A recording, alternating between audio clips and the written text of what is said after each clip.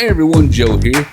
Today I got a gear review for you. I have the Sigma 18-35 f1.8 art lens.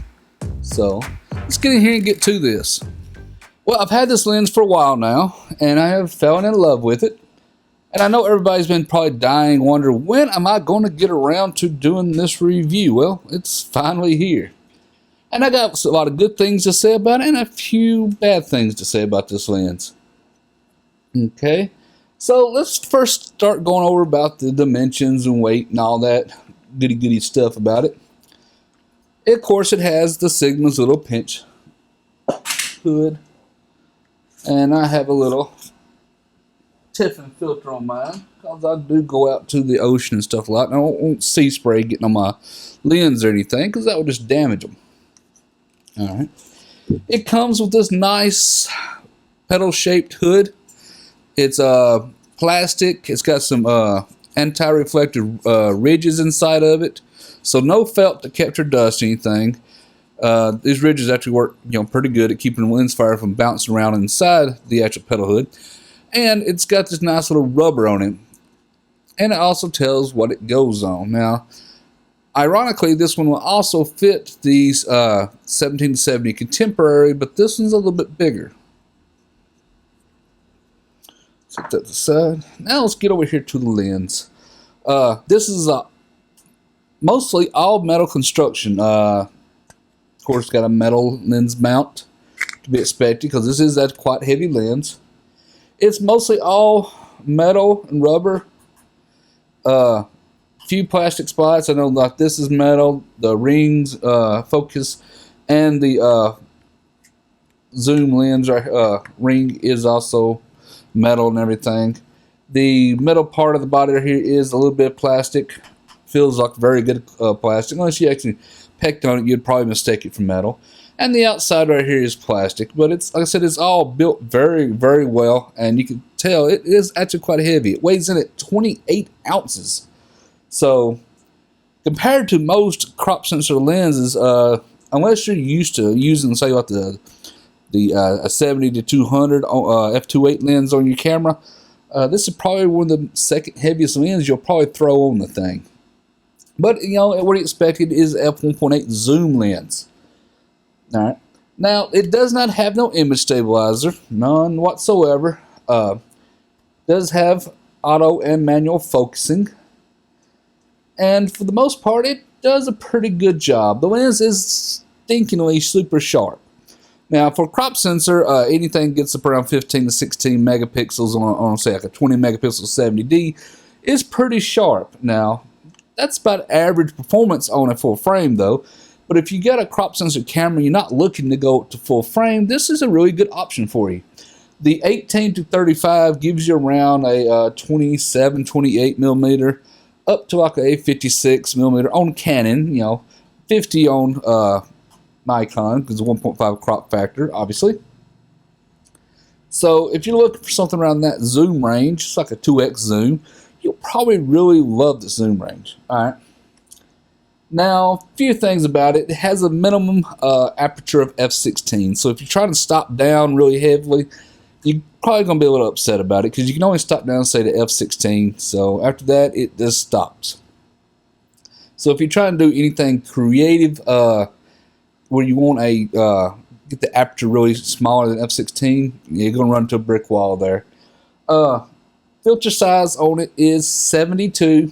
It's a little large compared to the actual element, but at least it doesn't have any doesn't show up in the frame when you go zoom all the way out to 18.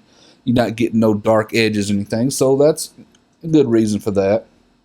72 doesn't get you into the really expensive zone. When starting about 77, they start going up pretty high, especially time you hit 85, they get really expensive. So 72 is about as big as you'd want to go on it. Luckily, that's as big as they went on this one. Now, this is a plastic.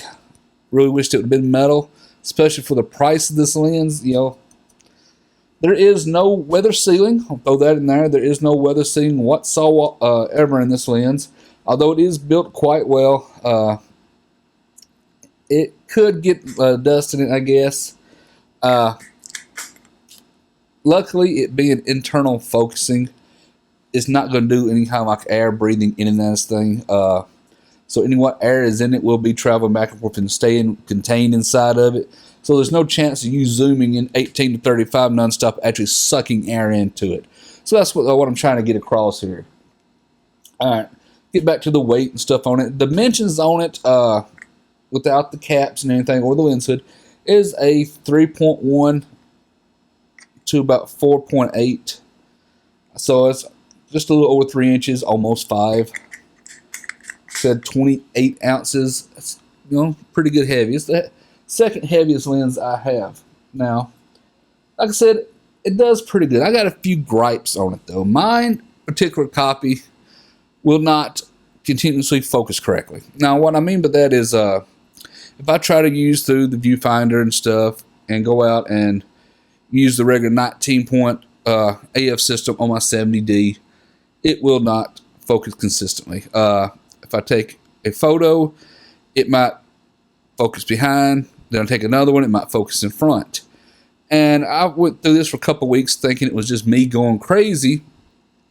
And so I actually put mine on Focal software that I actually purchased. And it started reporting back the lens is bad. It cannot focus consistently. Because I was trying to, figure out if it was front focusing on me, if it was back focusing. Turns out it just doesn't focus correctly at all going through the viewfinder. So the only way that I can actually, and have actually been using this lens, is through the live view mode on my camera. So if you plan on using this like on a mirrorless camera, like this Canon EOS M3 or something, and with the adapter on it, you'll never run into this problem. And if I go through the live view on my 70D, it's not a problem. It focuses accurately every time. Which also in movie recording and stuff, it always continuously focuses correctly, no matter what. The only downside to that is eat up extra battery life using the viewfinder, and it's a little bit slower at focusing. So it's not going to catch somebody running towards you real fast, as like you would hope, if you use it through the viewfinder and stuff. So that is a downside. But luckily, since when I do a lot of my composing and stuff, my portraits and stuff I actually take this for, I end up using the live view mode anyway, because I just don't like looking through the viewfinder up really close, especially when I'm out and about, normally really hot, already really sweaty, going into odd areas to get some really good photos. So I want to use the viewfinder and kind of just compose it using the rule of thirds grid on the back of the camera anyway. So this, like I said, I end up finding I really don't worry with going through the viewfinder as much. Use it mostly for video. So, while it is kind of a downer to it, it's not a really deal breaker. Now, while my 70D is getting repaired, I have been thinking about sending it into Sigma to get it fixed. Here's my biggest complaint, is that I purchased this lens in the United States. Now, Sigma is a global company. Now, I spend most of my time here in the Philippines because this is where I just like to live. If I want to send this to get it repaired, I can't send it into, say, Sigma Philippines, China, Japan, anywhere else. I have to send it back to the United States, which to me is completely retarded. If it's still under warranty, why can't I send it into Japan and Japan fix it? That's Sigma's main headquarters anyway. Or a local repair place here in the Philippines. Why can't they repair it under my U.S. warranty?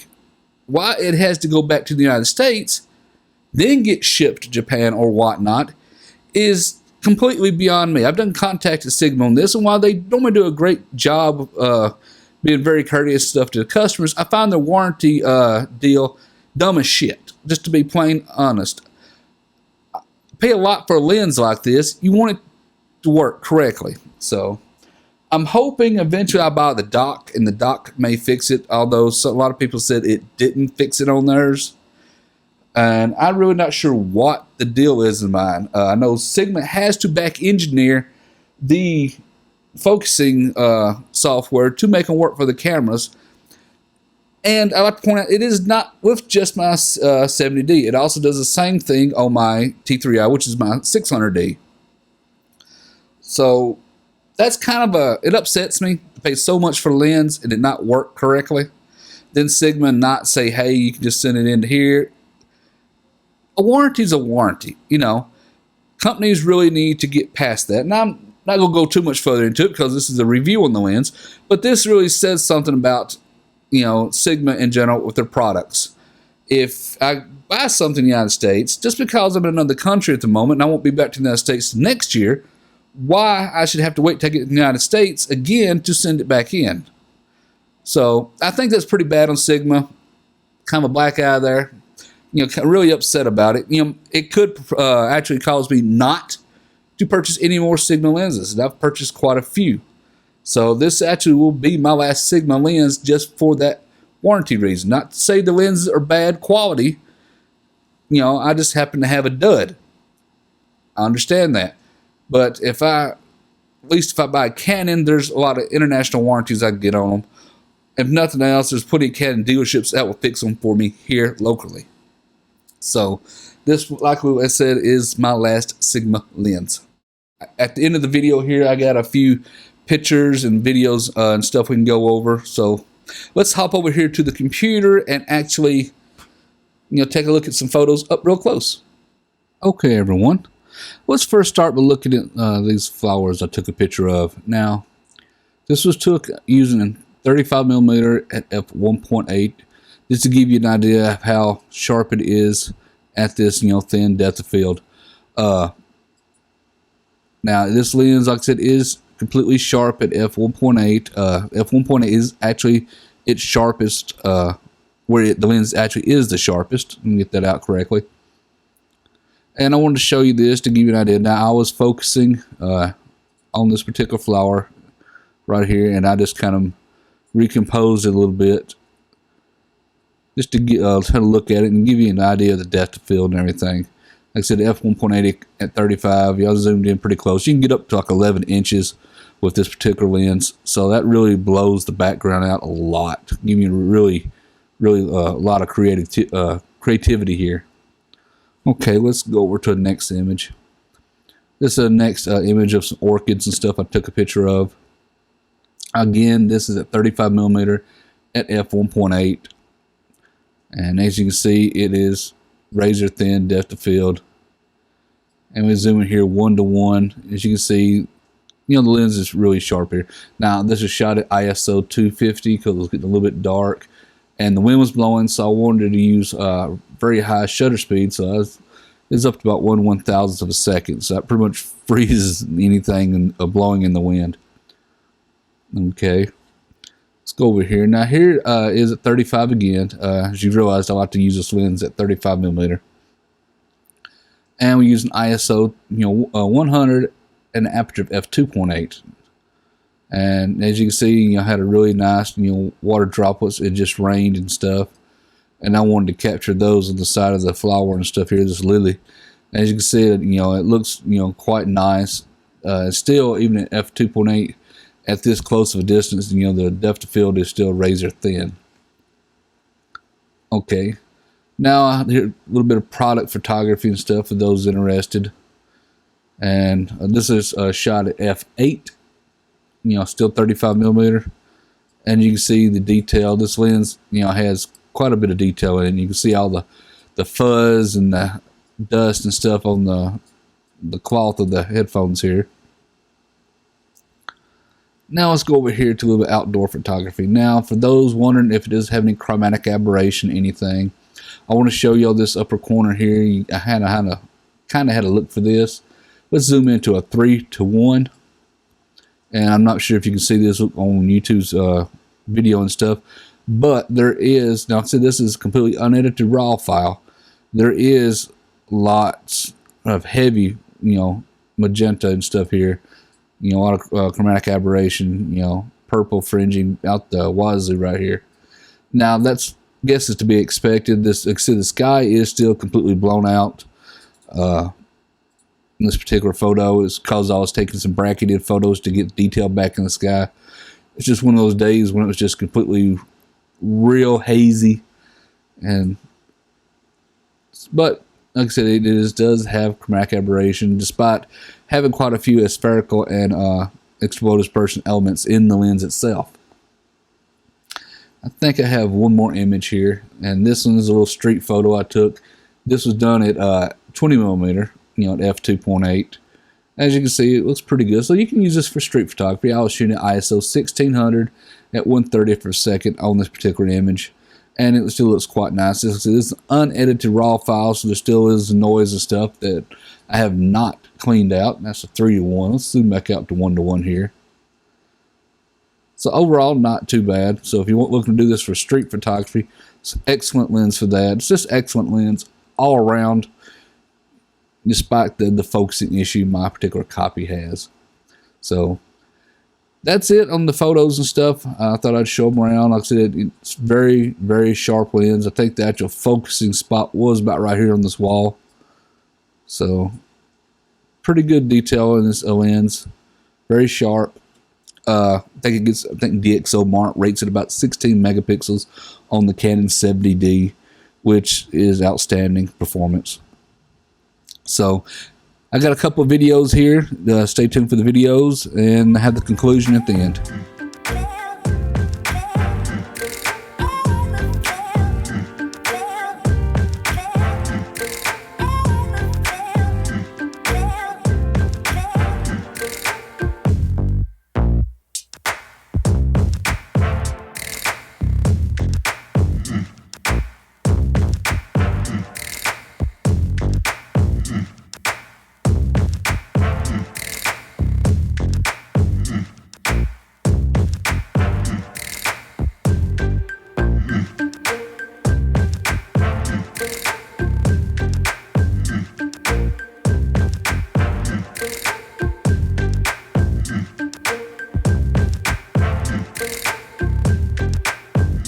Okay, everyone. Well, I hope you liked this gear review. I hope you found it helpful. You know, it doesn't matter what you think about the lens. You know, if you like this video, please give me a thumbs up. Thumbs up's always highly appreciated. And if you're not a subscriber to my channel, I'd really appreciate, you know, people subscribing. I'm trying to grow the channel, and the only way I can grow, get more material and stuff in, is with more subscriber base. So remember now, it's completely free. I make at least 4 videos a week, and I hope that you'll subscribe and continue to watch my videos as we grow and get better and everything. So as always, everyone, you know, thank you for watching.